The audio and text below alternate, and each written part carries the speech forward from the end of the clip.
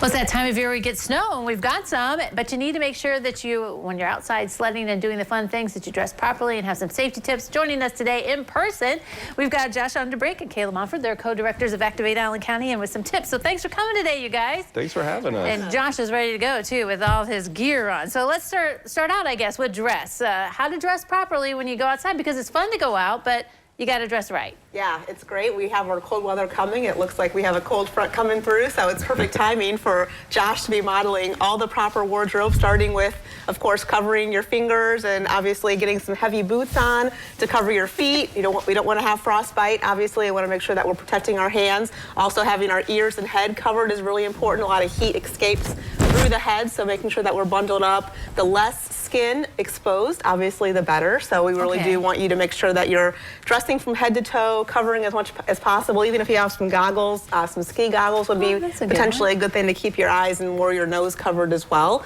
So I think Josh is looking like he's ready for some sledding adventures. Layers too. Don't you want to put layers underneath your coat and stuff? Absolutely, because I'm getting hot in here just now under the hot lights. But you know, as we start moving, you know, our body temperatures really tick up, and so that's why we also need to remember our water and to hydrate, because we start sweating underneath those layers, and we might not realize how hot we're getting and how much our heart's really working. So it's important to hydrate, have a snack, even, you know, protect your lips with some chapstick. Right, because don't you get windburn and stuff like that? Your lips are all a mess with the wintertime. Yeah, Now, there's one thing I didn't wear, though, that's very important when we're going sledding, and that would be the helmet. So I don't have a helmet on right now, but we really encourage, you know, children as they're going out to sled and play in the snow, you know, there's a lot of dangerous things that can happen while we're sledding. I think the Nationwide Children's Hospital in Columbus actually estimates that 20,000 kids are seen on average down there with head injuries, making up the majority of those visits to the hospital. So make sure that when you're getting out there and having fun, you're wearing all the different protective layers that we possibly can. Right, yeah. And you brought an example of a sled. I mean, you got to check that out too. There's some other safety tips that you have when you're going out, right? Yeah, so when you're going to get on your sled, you know, you might see that these old plastics start cracking, or you get a little sharp edge. That could be really dangerous for a child when you're going sledding. So make sure that your sled is in good, proper condition.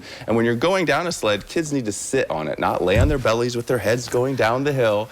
Right, that just asks for danger, doesn't it? Yeah, and also check your hill too. Before you head down, make sure that your hill is clear of trees, fences, you know, things popping out of the snow that could cause your sled to veer off course, potentially, like Josh said, hitting a tree, causing a head injury. So making sure that parents were checking out where our kids are sledding, that we're not going into a river or a frozen pond or a lake, that we're really being careful about where we're sledding at, because sometimes, obviously, as the snow covers our surfaces, we can't quite see everything underneath. So being really careful about where we're sledding, and nice, easy slopes, nothing too steep, and being cautious of where we're letting our kids sled, and obviously staying with our kids as well. So not just dropping them off, especially the younger ones, making sure that we're there, even in the car. And we know it's cold out, but even if you're just there on scene, but even better if you're actually doing it with them, because obviously the family time is really important. Right, this could be a good, fun family event here. Yes. Yeah, exactly. All right, so where are some good places to sled, do you think, around here? So if you're in Lima, Fur Oak Park is really, you know, the crown jewel of our sledding community here. So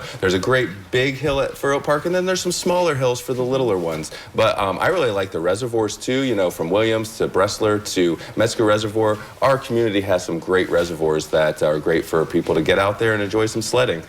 Make sure they're public places, though, right? You shouldn't be like going on someone's property. Hey, that looks like a good hill.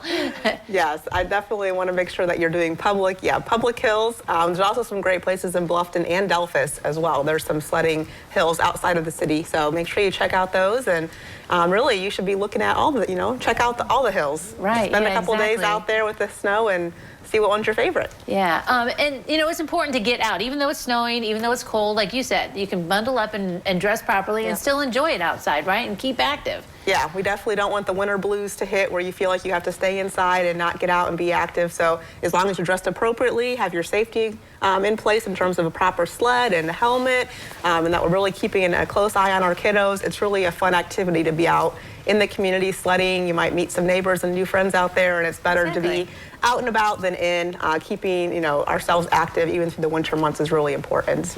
Well, Josh, thanks for demonstrating how you're getting hot. But some great tips here for us to have some winter fun. Thanks, guys, for coming today. Thank you. Thank you. All right, don't go away. Noon Edition continues in a moment.